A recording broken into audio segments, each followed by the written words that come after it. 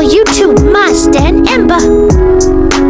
Kisah penciptaan Nabi Adam yang memakan waktu 120 tahun. Nabi Adam alaihissalam tidak dilahirkan begitu saja, melainkan melalui beberapa proses tahapan penciptaan. Beliau diciptakan tanpa ayah dan ibu. Bermula diciptakan dari tanah, diproses dari tanah liat, kemudian diproses lagi hingga diciptakan menjadi manusia sempurna. Proses penciptaan manusia pertama ini memakan waktu 120 tahun. Nabi Adam diciptakan pada hari Jumat, penghulu semua hari. Al-Quran menceritakan secara rinci bagaimana proses penciptaan manusia pertama ini. Nabi Adam diciptakan melalui 4 tahapan.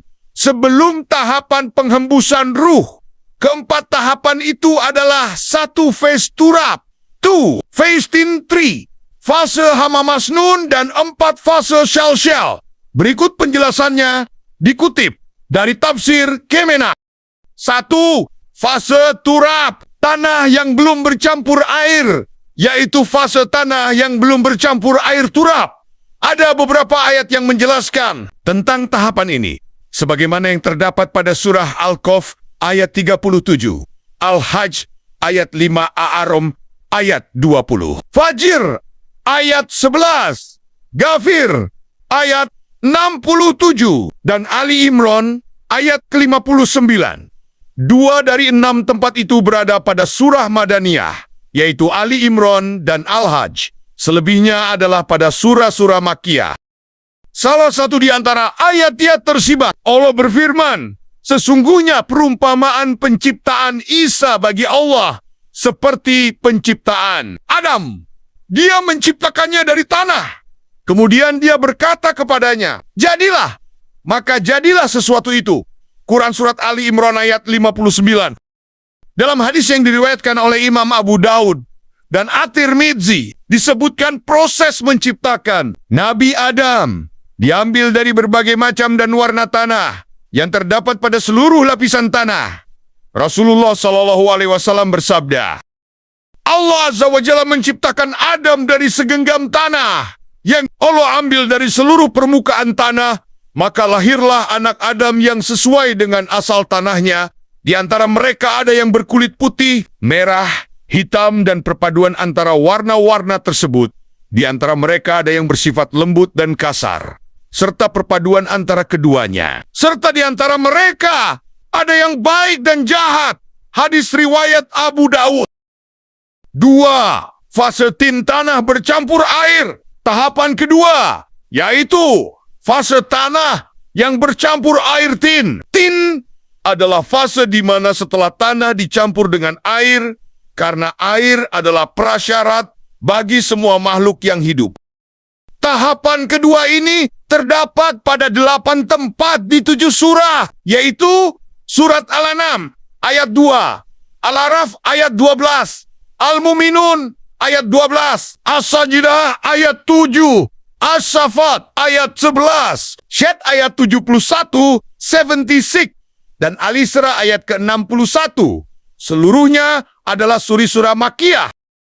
Salah satu di antara ayat-ayat tersebut disebutkan, dialah yang menciptakan kamu dari tanah.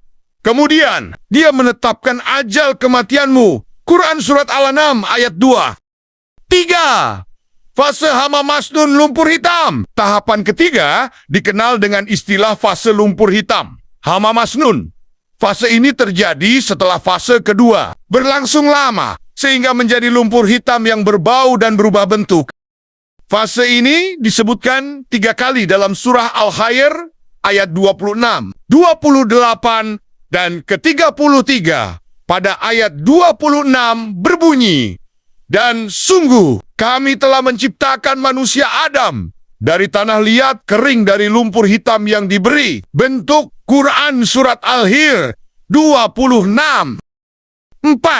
Fase sal kal fakor tembikar. Fase keempat ini disebut dengan sal kal fakhar. Fase ini diceritakan oleh Al-Quran pada 4 tempat, 3 tempat pada surat Al-Hir yang bersamaan dengan fase ketiga. Sedangkan yang keempat terdapat pada surah Ar-Rahman ayat 14.